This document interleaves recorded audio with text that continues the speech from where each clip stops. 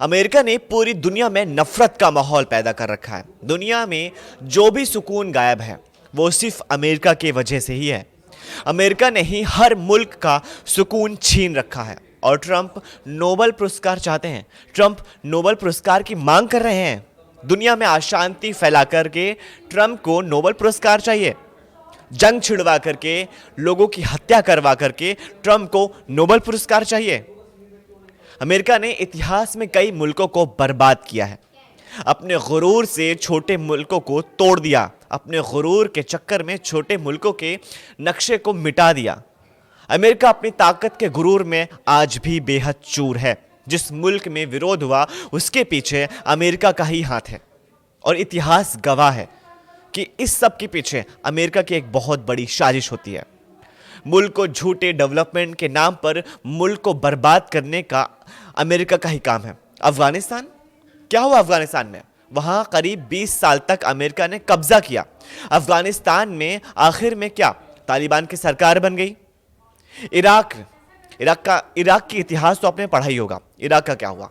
Iraq ने अपना सिर नहीं झुकाया तो इराक को बर्बाद कर डाला अमेरिका ने। यूक्रेन के साथ झूठा वादा करके यूक्रेन को जंग में झोंक करके उसको बर्बादी के दरवाजे पर छोड़ करके अमेरिका भाग निकला। तो वहीं आगे बात करें, हिंदुस्तान के ऊपर भी टैरिफ बढ़ाने की धमकियां बार बार ट्रंप देते रहते हैं क्योंकि हिंदुस्तान अमेरिका का साथ नहीं देता, वो रूस का बेहद करीबी है। जिस मुल्क में अगर सुकून गायब है वो तो सिर्फ अमेरिका की वजह से। और अब ईरान को बर्बाद करने की धमकियां देते रहते हैं डोनाल्ड ट्रंप। मतलब कि हर मुल्क को अमेरिका के ताकतवर अगर जैसा कोई खड़ा हो जाता है अमेरिका के सामने तो डोनाल्ड ट्रंप या अमेरिका के कोई भी राष्ट्रपति ठान लेते हैं कि उस मुल्क को बर्बाद करना है या उस मुल्क का सिर अपने सामने झुकाना है। तो वहीं बात करें ईरान की, तो ईरान ने जुमे की नमाज में कत्ले आम का फतवा जारी किसने किया? ट्रंप को भी उंगलियां दिखा दी गई। अमेरिका का अटैक रुकने और खाड़ी देशों का साथ मिलने के बाद भी खामेनी के सिर से खतरा अभी तक टला नहीं है। ईरान के अस्थिर हालातों को देखते हुए सभी देश अपने अपने लोगों को सुरक्षित निकालने के लिए कदम उठा रहे हैं। भारतीय नागरिकों को निकालने की कोशिश जारी है जिसमें ज़्यादातर कश्मीरी छात्र हैं, शामिल हैं। कश्मीरी छात्र ईरान ज़्यादा पढ़ने जाते हैं। इसके साथ ही एक देश ने ईरान में अपना दूतावास बंद कर दिया। यही नहीं, अपने सारे अधिकारियों को तुरंत वतन लौटने पर का सारा इंतजाम भी करवा लिया।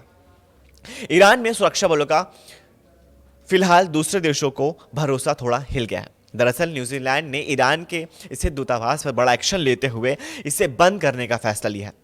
हालांकि ये शटडाउन अस्थायी है। शुक्रवार को न्यूजीलैंड की तरफ से जारी किए गए एक स्टेटमेंट में ईरान की सुरक्षा पर अविश्वास जताया गया और अधिकारियों को फौरन देश लौटने को कहा गया।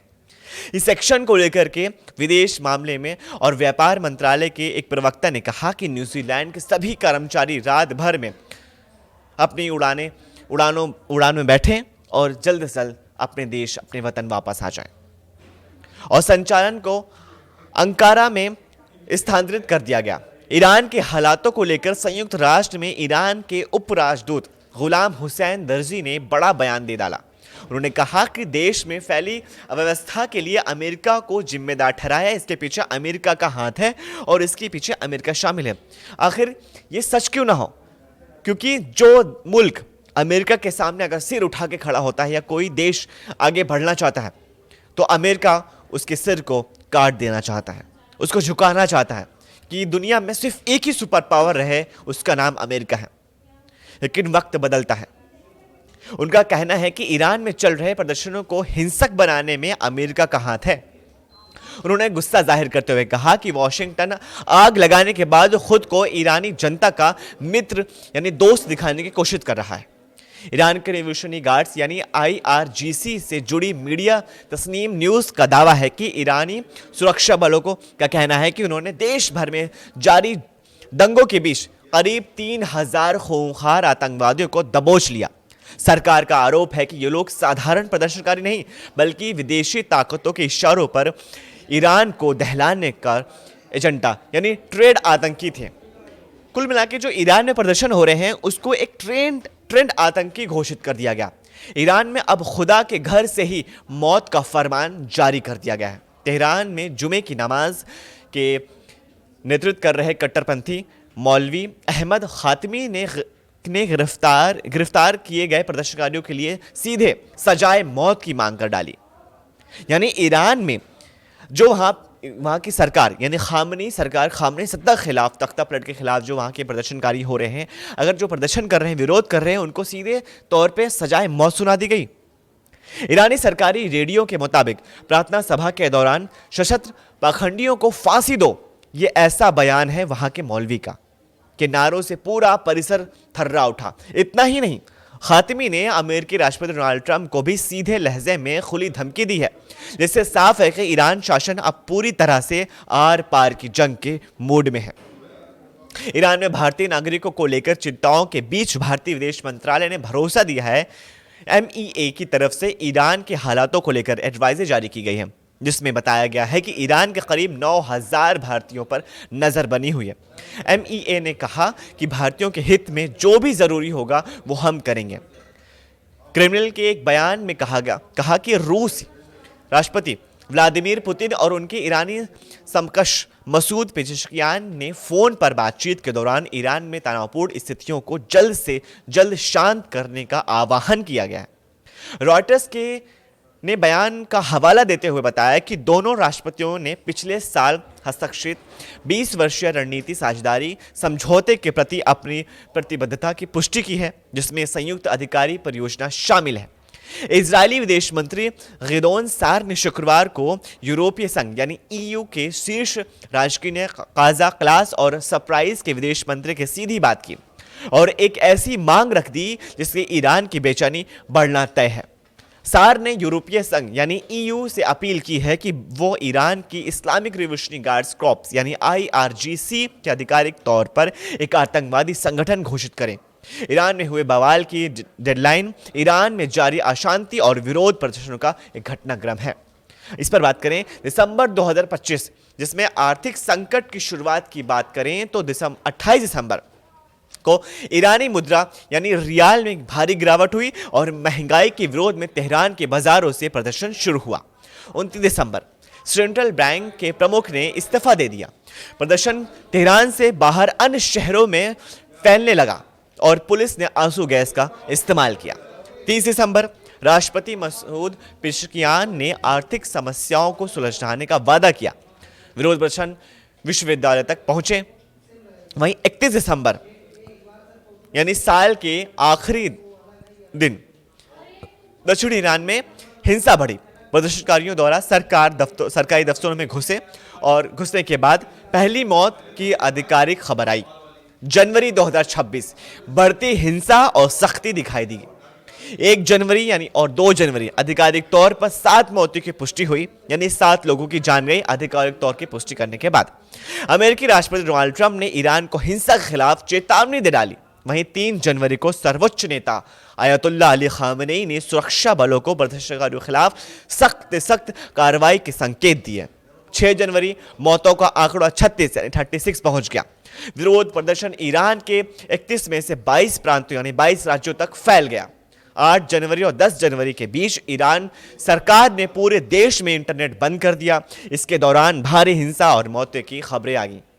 11 जनवरी और 12 जनवरी के बीच ट्रंप ने सैन्य कार्रवाई की धमकी दे डाली ईरान को। मानवाधिकार संगठनों के अनुसार मरने वालों की संख्या 600 यानी 600 के पार पहुंच गई। मध्य जनवरी 2026 यानी आज तक अंतरराष्ट्रीय तनाव बढ़ गया। वहीं 13 जनवरी को HRANA की रिपोर्ट के अनुसार मरने वालों का आंकड़ा 2500 यानी 2500 के पार निकल गया। इंटरनेट और फोन सेवाएं आंशिक रूप से बहाल हुई हैं।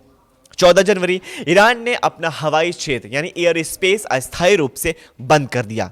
भारत सहित कई देशों ने अपने नागरिकों को निकालने की योजना शुरू की है।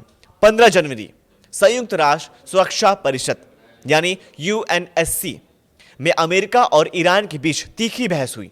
अमेरिका ने कहा कि उसके लिए सभी विकल्प खुले हैं। 16 जनवरी यानी आज भारी सैन्य तैनात के कारण सड़कों पर हलचल कम हुई है, लेकिन गिरफ्तारियों का दौर जारी है और स्थिति अभी भी तनावपूर्ण पूरी तरह से बनी हुई है। क्रेमलिन की रिपोर्ट के मुताबिक पुतिन ने ईरान के राष्ट्रपति पेजेश्कियान को फोन कर इस अशांति पर गंभीर चर्चा की बात की, लेकिन सबसे बड़ा ट्विस्ट ये है कि पेजेश्कियान का नंबर मिलाने से ठीक पहले पुतिन इजरायल के प्रधानमंत्री नेतन्याहू से गुफ्तगू कर रहे थे। माना जा रहा है कि वो दोनों पक्षों के बीच सुलह करवाने की कोशिश कर रहे हैं। अमेरिका से जंग टेंशन के बीच ईरान और चीन की विदेश मंत्रियों ने फोन पर बात की। चीन के विदेश मंत्री वांग यी ने ट्रंप की दादागिरी के खिलाफ इंटरनेशनल अलायंस बनाने का ऐलान किया। अब चीन, रूस, ट्रंप विरोधी 55 मुस्लिम देशों की ताकत ईरान को मिलने वाली है। अगर ये 55 मुस्लिम देशों की ताकत ईरान को मिल जाती है, इसमें साथ ही रूस जुड़ा हुआ है जो कि महाशक्ति है, और चीन भी अपने आप को एक महाशक्ति घोषित करता है। अगर ये सब ईरान के साथ आ जाते हैं, जो ट्रंप दादागिरी करते हैं पूरी दुनिया में, तो उनका क्या हाल होगा। ईरान के लिए युद्ध लड़ने कई देशों के लड़ाके ग्रुप तेहरान पहुंचने लगे हैं। उधर ट्रंप ने कहा कि ईरान उनसे बहुत डरा हुआ है, लेकिन हमला टल नहीं सकता। ट्रंप का जो बयान आता है वो तो एक अलग सिरे से आता है। कभी ट्रंप कुछ कहते हैं, कभी वो शांति की बात करते हैं, कभी नोबेल पुरस्कार की बात करते हैं, कभी दोनों देशों के बीच वो सीज़फायर की बात करते हैं, और फिर वो कभी धमकी देते हैं कि हम पूरे मुल्क को, पूरे देश को तबाह कर डालेंगे, नक्शे से मिटा डालेंगे। हालांकि ट्रंप के इससे बयान से लगता है कि ट्रंप की दिमागी स्थिति शायद ठीक नहीं है। दादागिरी के चक्कर में ट्रंप भूल जाते हैं कि वो कभी क्या बोलते हैं, कब क्या बोलते हैं। कभी हमला करने की धमकी देते हैं, तो कभी बोलते हैं कि हमला नहीं करना चाहिए, दोनों देशों के बीच सीज़फायर कर देना चाहिए, युद्ध ठीक नहीं है, नोबेल पुरस्कार चाहिए। समझ नहीं आते कि ट्रंप करना क्या चाहते हैं। अगर कोई सिर उठाए तो उनका सिर काट दो। ईरान अमेरिका युद्ध ने 55 मुस्लिम देशों को भड़का दिया है। इनमें से वो देश भी शामिल हैं जिनमें अमेरिका का सबसे भरोसेमंद कहा जाता है। तो क्या अमेरिका का सबसे भयानक हमला ईरान के साथ कई देशों को बर्बाद कर डालेगा, या फिर खुद अमेरिका अपने पैर पे कुल्हाड़ी मारकर अपने आप को बर्बाद कर डालेगा। डेवलप देश कहा जाने वाला, इतिहास में सबसे सुपर पावर देश कहा जाने वाला, क्या अमेरिका बर्बाद हो जाएगा? क्योंकि ईरान तो युद्ध को भांप चुका है। ईरान अपनी किलेबंदी कर रहा है। ईरान आसमान में नाकेबंदी कर चुका है। ईरान ने इंटरनेट बंद कर दिया है, लेकिन उसका साथ दे रहे बाकी देश ट्रंप से टकराने की जरूरत कैसे जुटा सकते हैं? ईरान का साथ देने वाले सभी देशों को अमेरिका अपना जानी दुश्मन बता चुका है। ट्रंप से बैर लेने का मतलब जिन्हें पता है तो युद्ध टालने की कोशिश कर रहे हैं, लेकिन ईरान अब की बार फुल एंड फाइनल करना चाहता है। यानी अब ये जो होगा वो आखिरी जंग होगी, जिसके चलते ईरान में हलचल काफी बढ़ गई है। इस वीडियो को ज्यादा से ज्यादा लाइक कीजिए, अपने फैमिली और व्हाट्सएप ग्रुप में शेयर कीजिए, और नीचे दिए गए कमेंट में हमें अपनी राय ये बताइए कि आखिर कब तक आप सब लोग ट्रंप की दादागिरी को झेलते रहेंगे। हम फिर मिलेंगे एक नई खबर के साथ, तब तक के लिए शुक्रिया।